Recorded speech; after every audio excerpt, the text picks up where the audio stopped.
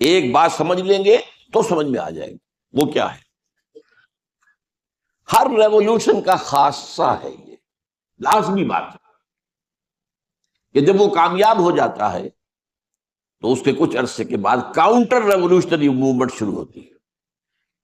ہوتا کیا ہے، ایک جماعت انقلاب لانے کے لیے کھڑی ہوئی، اس نے قربانیاں دیں، اس نے سب تقاضے پورے کیے.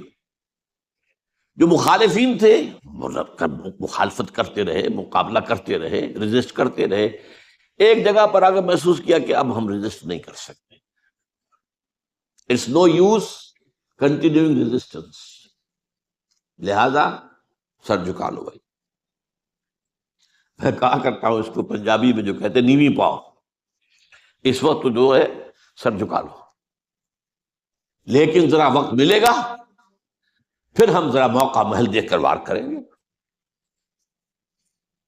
یہ ہر ریولوشن کا خاصہ ہے، ہر ریولوشن کا، کہ آخری سٹیج پر آ کر مخالفین جو انقلاب کے ہوتے ہیں وہ دب جاتے ہیں، چھپ جاتے ہیں، کور لے لیتے ہیں، اور پھر موقع دیکھتے ہیں اور موقع پر پھر وہ بغاوت کرتے ہیں، اس ریولوشن کو ختم کرنے کی کوشش کرتے ہیں. یہ چیز جو ہے اگر آپ کو سمجھ میں آ جائے تو در حقیقت وہ واقعات جو ہیں جن کی طرف میں نے اشارہ کیا کہ حضور کی زندگی ہی کے اندر وہ آثار شروع ہو گئے تھے. چنانچہ مدعیان نبوت کھڑے ہو گئے. آپ کو معلوم ہے طلیحہ اسدی، مسیلمہ کذاب یمامہ کا، اسود عنسی، سجا ایک عورت، اپنے اپنے علاقوں میں انبیاء نبی ہیں. انہوں نے سوچا یہ محمد کو اتنی بڑی کامیابی نبوت سے حاصل ہو گئی صلی اللہ علیہ وسلم، دعویٰ نبوت ہی تھا نا. آؤ نا ہم بھی سیر کریں کوہ طور کی، چلو دعویٰ کرو. اور ان کے گرد خاصی بڑی بڑی طاقتیں جمع ہو گئی تھی، کافی بڑی بڑی طاقتیں جمع ہو گئی. چنانچہ مسیلمہ کذاب نے تو جو ریزسٹ کیا ہے، کیونکہ بالآخر جو ہے یہ ایک نبی نبوت کا دعویٰ کرنے والا مرد مسیلمہ اور ایک عورت سجا، ان دونوں نے آپس میں شادی بھی کر لی تھی، وہ تو ڈبل نبوت ہو گئی پھر.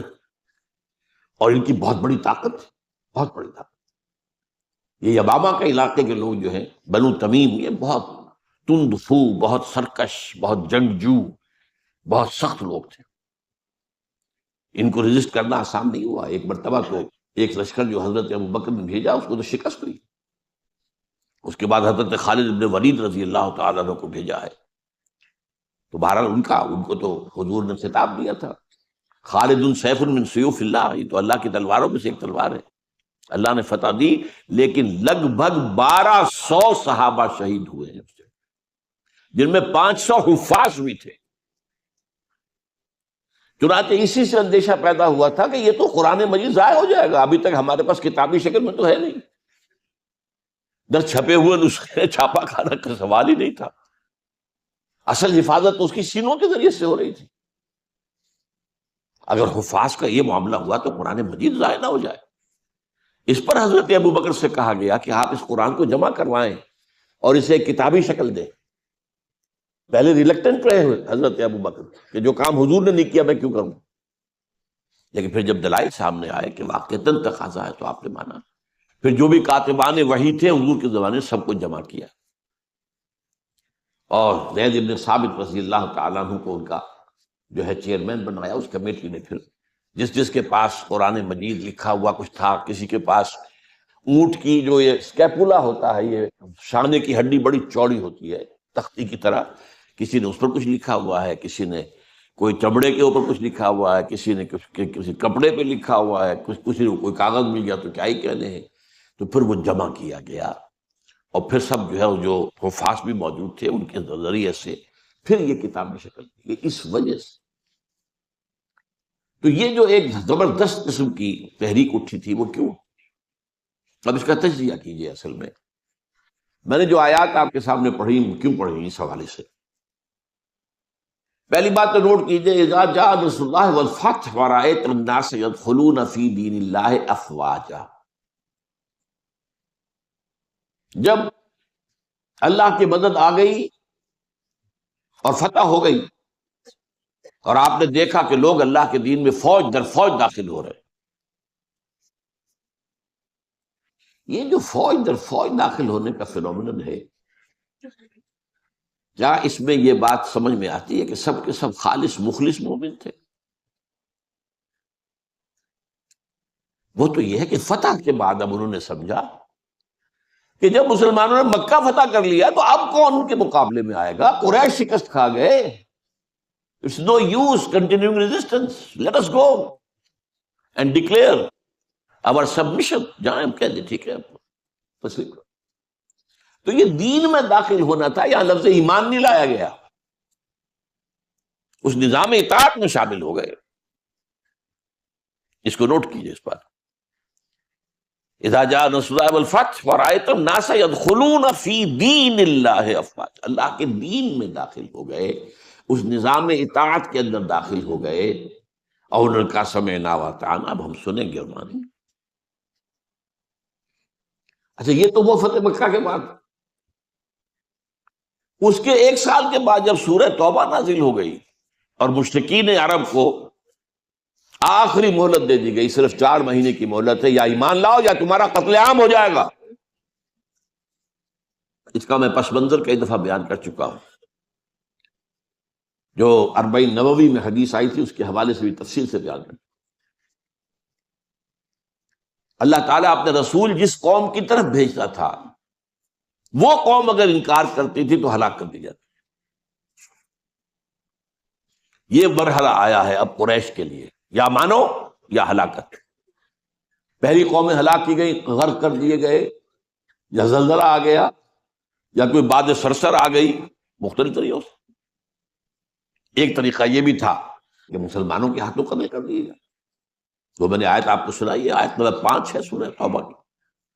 فَإِذَا انْسَلَخَ الْأَشْهُرُ الْحُرُمُ، اب یہ جو 4 مہینے کی ان کو مہلت دی جا رہی ہے، جب یہ ختم ہو جائے تو اے مسلمانوں فَاقْتُلُوا الْمُشْرِكِينَ حَيْثُ وَجَدتُّمُوهُمْ، اب قتل کرو ان مشرکوں کو جہاں کہیں بھی پاؤ، وَخُذُوهُمْ، پکڑو انہیں، وَاحْصُرُوهُمْ، ان کا گھیراؤ کرو، محاصرہ کرو، وَاقْعُدُوا لَهُمْ كُلَّ مَرْصَدٍ، اور ہر جگہ گھات لگا کر بیٹھو انہیں گرفتار کرنے کے لیے۔ فَإِن تَابُوا وَأَقَامُوا الصَّلَاةَ وَآتَوُا الزَّكَاةَ فَخَلُّوا سَبِيلَهُمْ، پھر وہ اگر توبہ کر لے، اپنے شرک سے باز آ جائیں، اور پھر وہ نماز قائم کریں اور زکوٰۃ ادا کریں، تو ان کا راستہ چھوڑ دو۔ ان اللہ غفور رحیم، اللہ غفور رحیم۔ اب اس کا تجزیہ کیجئے، جو لوگ اس تھریٹ کے تحت ایمان لائے ہیں، ان میں تو ظاہر بات ہے غالب اکثریت ان کو ہوگی کہ جو دل سے ایمان نہیں لائے، تو جان بچانے کے لیے ایمان لائے۔ ایسے بھی لوگ تھے، تاریخ سے معلوم ہوتا ہے کہ جنہوں نے اس پریشر کے تحت ایمان اسلام قبول کرنے سے انکار کر دیا، وہ عرب چھوڑ کر چلے گئے۔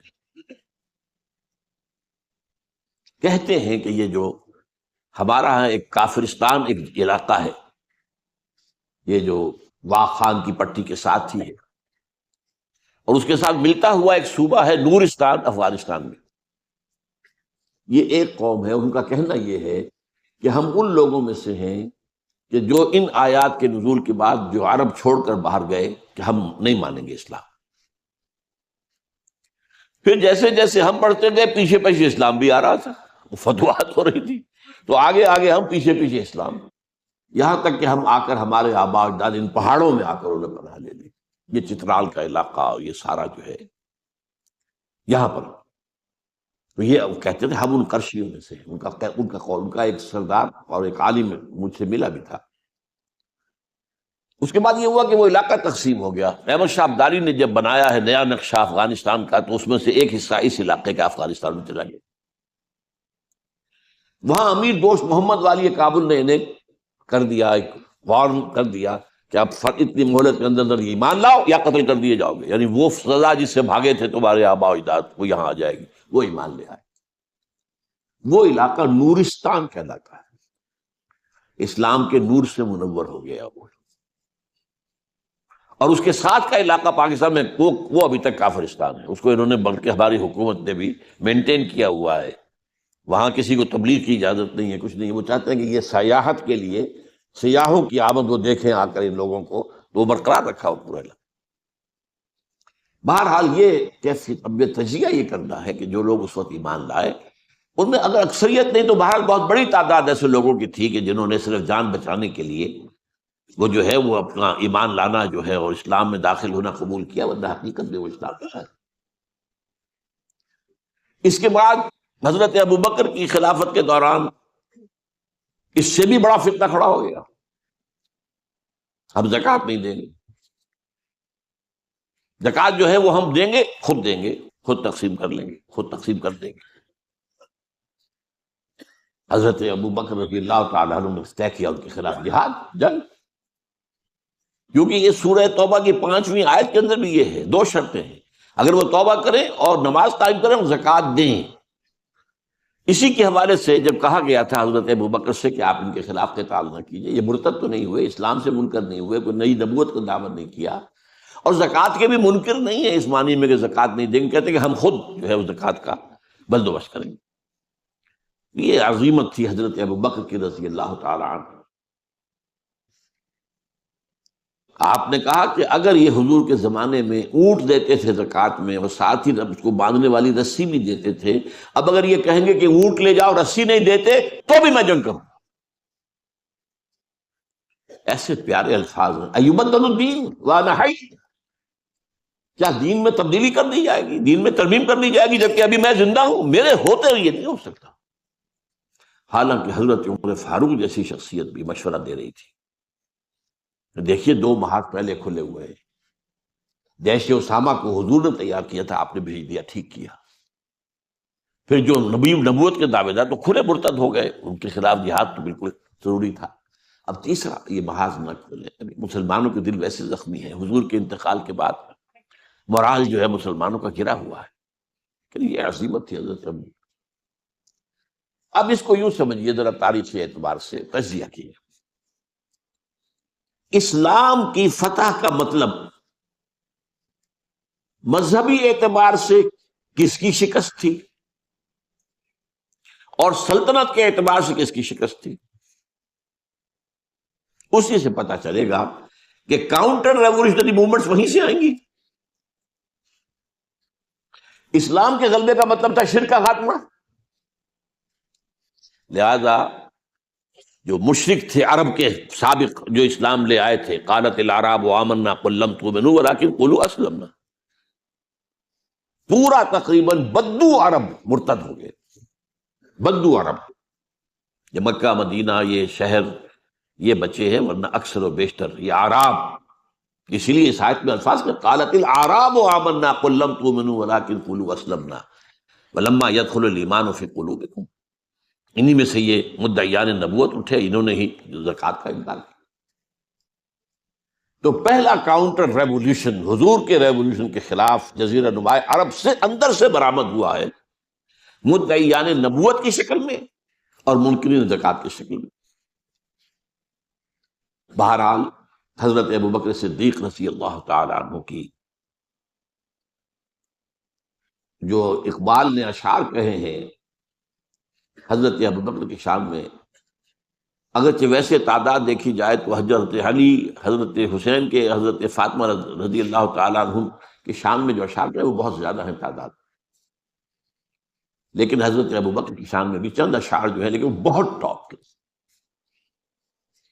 امن الناس بر مولائے ماں، کلیم اول سینائے ماں، ہمت او کشت امت راچو ابر، ثانی اسلام و غار و بدر و قبر۔ یہ 2 اشعار بڑی بڑی یوں سمجھ لیجیے کہ غزلوں پر اور مسئلے ابھارے۔ امن الناس، حضور نے فرمایا تھا مجھ پر جس نے کوئی احسان کیا ہے میں نے بدلہ چکا دیا ہے سوائے ابوبکر کے، اس کے احسانات کا بدلہ صرف اللہ دے گا۔ امن الناس بر مولا، میرے مولا محمد صلی اللہ علیہ وسلم پر سب سے زیادہ احسان کرنے والا کون؟ ابوبکر۔ اور کلیم اول سینائے ماں، جیسے صحرا سینا پر، کوہ سینا پر حضرت کلیم اللہ سے ہم کلام ہوئے، تو نبوت محمدی کے پہاڑ پر سب سے پہلے ابوبکر آئے۔ کلیم اول سے نائبہ. ہمت، یہ لفظ تھا جو میں چاہتا تھا لانا. ہمت، ان کے اندر جو ہمت تھی، جو ول پاور تھی، ہمت وہ کشت ملت راج جو ابر. وہ تو بالکل ایسے ہے کہ جیسے کسی کھیتی کے اوپر ابر کا پانی برسے تو کھیتی لہلا اٹھتی ہے. یہ کام کیا ہے ہمت ابو بکر نے رضی اللہ تعالی، عظیمت. اور پھر جو بات کہی ہے ثانی اسلام و غار و بدر و قبر، پورے دیوان اسے ایک مصرے کے اوپر جو ہے نثار کر دیا جائے. اسلام میں بھی نمبر 2 حضور کے بعد پہلے کون؟ ابو بکر. غار میں نمبر 2، غار ثور میں حضور کے ساتھ کون؟ ابو بکر. بدر میں نمبر 2، جب وہ بنا دی گئی تھی جھونپڑی اور وہاں حضور سجدے کر رہے تھے دعائیں، کون کھڑا تھا پہرے پر تلوار لے کر؟ ابو بکر. قبر میں نمبر 2، حضور جہاں دفن ہوئے وہیں نمبر 2 پر دفن ہوئے حضرت ابو بکر. بہرحال یہ جو پہلا کاؤنٹر ریولیوشنری موومنٹ تھی جو عرب سے اٹھی ہے، حضرت ابو بکر کی ہمت و عظیمت نے اس کو کچل کر اور گویا کہ کنسولیڈیٹ کر دیا اثر نو ریولوشن آف محمد صلی اللہ علیہ وسلم.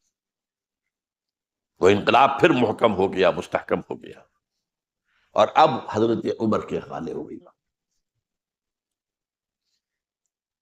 اچھا، مذاہب میں کس مذہب نے سب سے زیادہ زک اٹھائی اسلام سے؟ پہلے شرک، دوسرا یہودیت. عیسائیت سے تو مقابلہ ہوا ہی نہیں، کوئی جنگ نہیں ہوئی رہی عیسائیوں سے. غزوہ موتا ہوا لیکن وہ بھی آخری دنوں میں، اور میں کئی دفعہ بیان کر چکا ہوں کہ عیسائیوں کا طرز عمل مسلمانوں کے ساتھ بہت بہتر تھا. نجاشی نے پناہ دی تھی، ہرقل جو ہے تیار تھا اسلام لانے کے لیے. ہیرکلیس چاہتا کیا تھا؟ جیسے سن 300 عیسوی میں کانسٹنٹائن قسطنطین جو ایمپرر تھا روم کا، وہ عیسائی ہو گیا اور پوری مملکت عیسائی ہو گئی، تو نظام انٹیکٹ رہا، ایمپرر جو کا تو قائم رہا. اگر صرف ایمپرر قبول کرتا، پوری قوم نہ کرتی، تو معاملہ فساد ہو جاتا. وہ یہ چاہتا تھا کہ اب میری پوری قوم میرے ساتھ جو اسلام لے آئے. وہ ایک لمبی بات ہے، اس وقت میں تفصیل میں نہیں جا سکتا. بہت پیاری حدیث ہے، بڑی طویل، جو اس کا مکالمہ ہے، جو کہ اس نے ابو سفیان سے اس وقت تک ایمان وہ نہیں لائے تھے. جب حضور کا خط پہنچا ہرقل کے پاس تو اس نے کہا کہیں کوئی عرب کے کوئی لوگ آئے ہوئے ہیں آس پاس، کوئی تاجر آیا کرتے تھے وہاں. معلوم وہاں ایک قبیلہ آیا ہوا، تو ان میں وہ ابو سفیان قبیلہ لے کر گئے ہوئے تھے، ان کو بلایا گیا. بہرحال وہ ایک لمبی بات ہے، حدیث ہے موجود بخاری کے. یہودیت کی کمر ٹوٹی. 3 ان کے قبیلے تھے بڑے زوردار، وہ مدینے سے نکالے گئے. ایک قبیلے کے تو تمام جوان مردوں کو قتل کیا گیا. پھر ان کے مضبوط قلعے تھے خیبر کے علاقے کے اندر، فدق اور یہ، ان سب میں سے نکالا گیا. تو جو اگریوڈ پارٹیز تھیں، تو ایک اعتبار سے شرک، مشرکین، ان کی طرف سے تو آ گیا رد عمل، کاؤنٹر ریولوشن، یہ حضرت ابو بکر کے دور ہی میں. لیکن میں یہودیوں کا ذکر اب بعد میں کروں گا. سلطنت کے اعتبار سے جس سلطنت کے چیتھڑے اڑ گئے وہ سلطنت ایران تھی. حضرت عمر کے ہاتھوں تو ختم ہو گئے، نسیہ منسیہ. سلطنت روما، اس کی صرف ایک ٹانگ ٹوٹی تھی 3 میں سے. وہ 3 بر اعظموں پر پھیلی ہوئی سلطنت تھی Roman empire. Eastern Europe, northern Africa, western Asia. Western Asia میں شام اور ترکی کا علاقہ. شام لیا گیا اس سے، باقی تو اس کے پاس رہا. مشرقی یورپ بھی رہا، شمالی افریقہ بھی رہا. وہ رفتہ رفتہ بعد میں جو ہے گیا، لیکن یہ کہ اصل میں جو ہے پہلے مرحلے میں اس کی ایک ٹانگ ٹوٹی. ایک ایران کا خاتمہ ہو گیا. اور ایرانی بے انتہا نسل پرست، ان میں اپنی ریشیل سپیریورٹی کا بہت احساس ہے، نسلی برتری کا. اپنی تاریخ پر بہت ناز ہے، شہنشاہیت کی تاریخ جو کہ خسرو سے شروع ہوتی ہے، سائرس سے، پھر ڈیریس جیسا عظیم فاتح، بڑی عظیم تاریخ ہے ایران کی، اس کو یوں نہ سمجھیں، یہ معمولی شے نہیں ہے ایران، بہت عظیم تاریخ، اور کئی سو برس تک تو سارا معاملہ جو ہے، جسے آپ وہ سی سو کہتے ہیں، تو یہ دو سپر پاورز نہیں ہیں، ایران اور روم، ایران اور روم، ایران اور روم، کبھی ایران غالب آ گیا روم بیٹھ گیا، کبھی روم غالب آ گیا ایران بیٹھ گیا۔ قرآن مجید میں ایک پوری سورت جو ہے سورہ روم کے نام سے ہے کہ نہیں؟ الف لام میم غلبت الروم فی ادنی الارض وهم من بعد غلبهم سیغلبون فی بضع سنین۔ بہرحال ایران کا جو پرخچے اڑے ہیں، بادشاہت ختم ہوئی ہے، اس کا وار آیا ہے حضرت عمر پر۔ یہ چونکہ ہوا حضرت عمر کے ہاتھوں، لہذا ایرانیوں کے نزدیک مبغوض ترین شخص حضرت عمر ہے، اور حضرت عمر سے نفرت ان کی جبلت کے اندر ہے، ان کے جینز میں ہے۔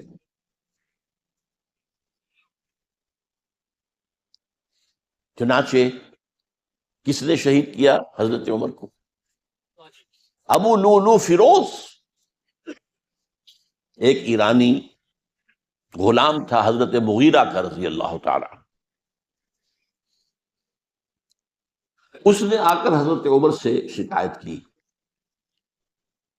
کہ حضرت مغیرہ جو ہیں ان سے مکاتبت میں کر رہا ہوں، وہ مجھ سے بہت زیادہ پیسے مانگ رہے ہیں۔ مکاتبت یہ تھی کہ غلام طے کر لیتا تھا کہ میں کمائی کر کے تمہیں اتنے پیسے دے دوں گا تو مجھے تم آزاد کر دینا، مکاتبت کہلاتا تھا۔ وہ اتنے پیسے مانگ رہے ہیں، بہت زیادہ زیادتی کر رہے ہیں۔ حضرت عمر نے پوچھا کہ تم کیا کیا کام جانتے ہو؟ اس نے گنوایا، میں یہ بھی جانتا ہوں، یہ بھی جانتا ہوں، یہ بھی جانتا ہوں، میں ترخان بھی ہوں، میں فلاں بھی ہوں، میں چکیے بھی بناتا ہوں، میں یہ بھی کرتا ہوں۔ فرمایا کہ پھر تم پر یہ زیادہ نہیں ہے، جو مغیرہ تمہارے اوپر جس قدر رقم ڈال رہے ہیں زیادہ نہیں ہے، اور دیکھنا مجھے ایک چکی بنانی جانتے ہو تو ایک چکی مجھے بھی بنا کے دینا۔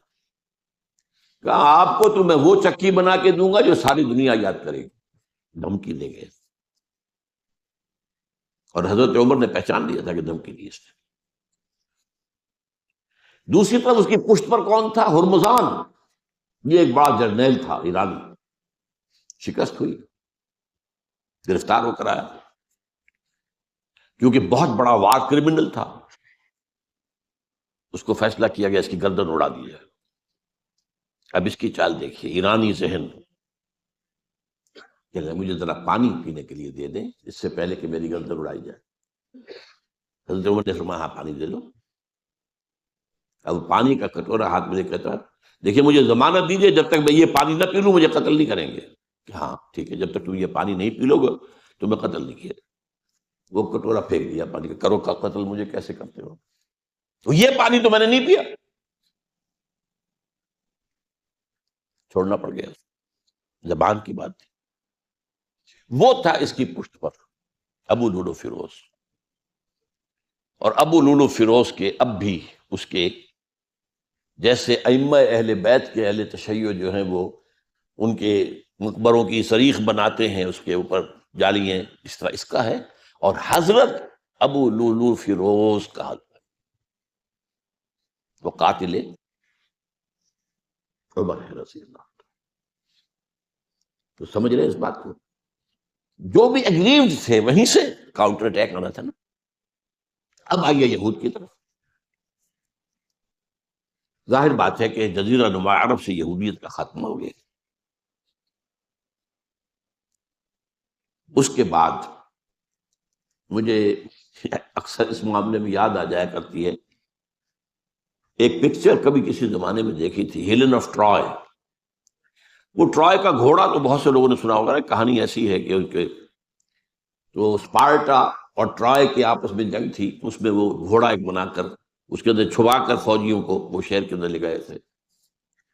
اس جنگ میں ایک موقع پر جو ان کا سب سے بڑا یونانیوں کا جو سب سے بڑا سردار تھا، وہ جو ان کا سب سے بہادر شمار ہوتا تھا، وہ قتل ہو گیا۔ تو ایک یونانی جو ہے دوسرا سردار کھڑا ہو کر کہتا ہے so this is the end of Greek bravery but not of Greek treachery. یہ یونانیوں کی بہادری کا تو خاتمہ ہو گیا اس شخص کی موت کے ساتھ، یونانیوں کی عیاری تو ختم نہیں ہوئی نا، تب اس نے پھر یہ پہلے تو پسپائی کروا دی، سب کے سب چلے گئے. اب یہ ٹرائے والے دیکھ رہے ہیں جا رہی ہیں فوجیں چلی گئیں، جہازوں میں بیٹھ کے بھی روانہ ہو گئے. پھر کچھ عرصے کے بعد واپس آئے، خفیہ طور پر گھوڑا بنا کر لائے بہت بڑا، اس کے پیٹ میں اپنے فوجی بھرے. اب وہ جو ہے لوگوں نے دیکھا بعد میں ٹرائے کا گھوڑا ہے، اس کو لوگ اندر لے گئے، وہ خوشیاں منا رہے ہیں فتح کی. رات کو جب وہ شراب کے نشے میں دھت ہو چکے ہوئے تھے، وہ اس میں سے نکلے، پیٹ میں سے انہوں نے قتل کیا ہے. تو وہ ٹریچری ہے. تو یہودیوں کی بریوری تو ختم ہو گئی جبکہ خیبر فتح ہو گیا اور وہاں کے بڑے بڑے قلعے حضرت علی رضی اللہ تعالیٰ عنہ کے دست مبارک سے، اور ان کا بہت بڑا مرحب، بہت بڑا سردار، بہت بڑا طاقتور، وہ قتل ہوا حضرت علی کے ہاتھ رضی اللہ تعالیٰ عنہ. بٹ ناٹ دی جوش ٹریچری. وہ ٹریچری اب شروع ہوتی ہے حضرت عثمان کے زمانے میں. عبداللہ ابن سبا ایک یہودی ہے یمن کا، وہ اسلام کا لبادہ اوڑھ کر اسلام میں آ گیا مدینے میں. یہاں اس نے اس معاشرے کا خوب تجزیہ کیا، یہاں کیا کیا چیزیں ہیں، کون کون سی فورسز ایٹ پلے ہیں، میں کس دکھتی رگ کو چھیڑ سکتا ہوں. میں نے محسوس کیا کہ بنو ہاشم اور بنو امیہ کی بڑی پرانی جو ہے جب تلش اور مسابقت، ایک طرح کا مقابلہ قریش کے ان دو بڑے گھرانوں کے اندر ہے، یہ ان کی ہڈیوں کے اندر ہے، اس کو اٹھایا. اب عجیب بات اصل میں یہ ہے کہ خلیفہ اول نہ بنو امیہ میں سے تھے نہ بنو ہاشم میں سے. بنو ہاشم اور بنو امیہ کا معاملہ تھا. قریش تو سب ہے، جیسے وٹو بہت بڑا قبیلہ ہے، وہ مانے کے، لالے کے، شامد کے، یہ پھر ایک ایک شخص کے نام سے ہوتے. لالے کے کوئی لالا ان میں سے ہوگا، اس کے لالے والے ہو گئے. شامد کوئی شاہ محمد ہوگا، اس کے اولاد جو ہے وہ شامد کے ہو گئے. تو یہ مانے کے لالے کے، یہ سب کیا وٹو ہے. تو قریش جو ہے ایک بڑا قبیلہ تھا، اس میں گھرانے یہ تھے بنو امیہ، بنو ہاشم. حضرت ابو بکر نہ بنو ہاشم میں سے تھے نہ بنو امیہ میں سے تھے، بنو تیم میں سے تھے، چھوٹا سا قبیلہ تھا. حضرت عمر بھی نہ بنو ہاشم میں سے تھے نہ بنو امیہ میں سے تھے، بنو عدی میں سے تھے. اب یہ حضرت عثمان تھے کہ جو بنو امیہ میں سے تھے. یہاں سے اس نے اٹھائی بات اور ایسی ایسی باتیں شروع کی جو عوام جو ہیں، جو پورا رسوخ فی العلم حاصل نہیں ہوتا، وہ اس کے اندر بہہ جاتے ہیں. دیکھو یہ کیسے ہو سکتا ہے کہ ہمارے نبی جو ہیں وہ تو زمین میں دفن ہیں اور عیسیٰ جو ہے آسمان پر بیٹھے ہیں، اور عیسیٰ تو دوبارہ آئیں گے اور ہمارے نبی نہیں آئیں گے. آئیں گے، وہ بھی آئیں گے. اور ہر نبی کا ایک وصی ہوتا ہے، محمد کا وصی علی ہے، اسے ہونا چاہیے خلیفہ، وہ بنو ہاشم میں سے. باقی جو بھی خلیفہ بنا ہے غاصب ہے، ابو بکر غاصب، عمر غاصب، اور اب جو ہے سب سے بڑا غاصب نے غصاب کہہ لیں اس کو، وہ تو بنو امیہ میں سے عثمان. ہاؤ کم، کیسے خلافت اس کی. اور اس نے اس تک ہاتھ بات بڑھائی ہے. حضرت علی تو خدا ہے، اوتار ہے خدا کا. یہ ساری چیز آج بھی یا علی مدد کا نعرہ جو لگ رہا ہے، یہ وہی سبائیت کے اثرات ہیں. یا اللہ مدد کا نعرہ نہیں لگاتے، یا محمد مدد کا نعرہ کوئی نہیں لگاتا، یا علی مدد. یہ ساری چیزیں جو ہے سمجھ گئی تھی. حضرت علی رضی اللہ تعالیٰ عنہ کے بارے میں غالب بھی کہتا ہے مشغول حق ہوں بندگی بوتراب میں.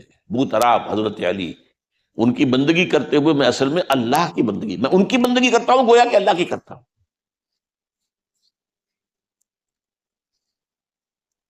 ہر چند علی کی ذات نہیں ہے خدا کی ذات، لیکن نہیں ہے ذات خدا سے جدا علی. یہ ساری باتیں اس نے پھیلائی اور فتنہ برپا کیا. اور اس کی ایک خاص ٹیکنیک اس نے ایجاد کی. سب سے پہلے اس نے جا کر کوفے میں اپنا میدان جمایا حضرت عثمان کے بارے میں تو اپنا بہت ہی، وہ تو اپنے رشتہ داروں کو پالتا ہے، ان کو عہدے سارے اپنے رشتہ داروں کو دے دیے ہیں، اور انہیں دولت انہیں دیتا ہے، یہ کرتا، معاذ اللہ معاذ اللہ۔ وہاں پہ ذرا کسی نے جو وہاں کے گورنر تھے ذرا بات پرس کی تو وہاں اپنے ہم خیال چھوڑ کر شام چلا گیا، وہاں جا کے وہی بات، وہاں ایک گروپ بنا لیا، پھر مصر چلا گیا، وہاں جا کر وہی بات۔ اب ظاہر بات ہے اس زمانے میں نہ کوئی ٹیلی کمیونیکیشن، نہ کوئی ٹیلی فون، نہ کوئی تار، کوئی اطلاعات کا وہاں پہنچنا وغیرہ، اس میں یہ ہے کہ وہ فتنہ تو جنگل کی آگ کی طرح بڑھ گیا، اس کا معالجہ کرنے والا جو ہے، اس میں حضرت معاویہ نے کہا بھی رضی اللہ تعالیٰ عنہ، آپ ہمیں اجازت دیں ہم آ کر کچل دیں ان کو۔ گورنر تھے شام کے، انہوں نے کہا میں فوجیں لے کر آتا ہوں ان کو کچل دیتا ہوں۔ حضرت عثمان فرماتے نہیں، جب تک یہ کوئی ایسا جرم کر نہ دیں کہ جس پر وہ گویا کہ زد میں آ جائیں، قانون کی زد میں، اگر یہ مجھے قتل کرنا چاہتے ہیں قتل کر دیں، پھر اس سے قصاص لے لینا، لیکن جب تک یہ قتل کرتے نہیں تو میں کس جرم میں انہیں ماروں؟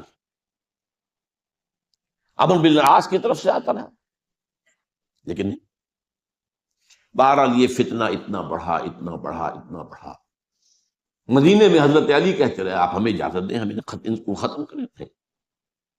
یہ ایک علیحدہ بات ہے، میری کتاب جو ہے شہید مظلوم کا مطالعہ کیجیے، آپ اس کی تفصیل میں جانے کا یہ موقع نہیں ہے، یہ کتنی بڑی عظیمت ہے۔ لوگ سمجھتے ہیں کہ یہ تو بڑی کمزوری دکھائی حضرت عثمان، میں کہتا ہوں اس سے بڑی عظیمت کوئی نہیں ہو سکتی۔ انہوں نے کہا میں کسی کلمہ گو کی جان لینے کو تیار نہیں ہوں جب تک کہ اس کے اوپر کوئی جرم ثابت نہ ہو جائے۔ کلمہ کون ہے؟ آپ اندازہ کیجئے، اس پر اڑے رہنا، ڈٹ جانا۔ یہ تو وہی بات ہے جو حابیل نے کہی تھی اپنے بھائی سے قابیل سے کہ بھائی جان اگر آپ مجھے قتل کرنے کے لیے ہاتھ بڑھائیں گے تو میں تو اپنا ہاتھ نہیں اٹھاؤں گا آپ کو قتل کرنے کے لیے، میں تو چاہتا ہوں کہ آپ اپنے گناہوں کے ساتھ میرے گناہ بھی لے جائیں، مجھے قتل کر دیں گے تو میرے گناہ جو ہے سارے آپ کے خاتم ہو جائیں گے۔ حضرت عثمان ہزار مربع میل کا رقبہ ہے جس کے اوپر کہ ان کی حکومت چل رہی ہے، اور فوجیں ہیں مصر سے اور دمشق سے بار بار اجازت مانگ رہی ہیں، یہاں حضرت طلحہ، حضرت زبیر، حضرت علی اجازت مانگ رہے ہیں، نہیں، جب تک یہ وہ جرم کر نہ لیں اس وقت تک نہیں، جب یہ جرم کر لیں گے پھر تم لینا اس سے قصاص سزا دے دینا۔ چنانچہ آخری وقت تک بھی یہ ہوا ہے کہ حضرت علی کے دونوں صاحبزادے حضرت حسن، حضرت حسین، حضرت عثمان کے دروازے پر کھڑے پہرا دے رہے تھے۔ عبداللہ ابن السلام علیکم ورحمۃ اللہ وبرکاتہ۔ اسی طرح کے مزید اچھے بیان سننے کے لیے ہمارے اس چینل اسلامک ڈریم کو سبسکرائب کریں۔ شکریہ۔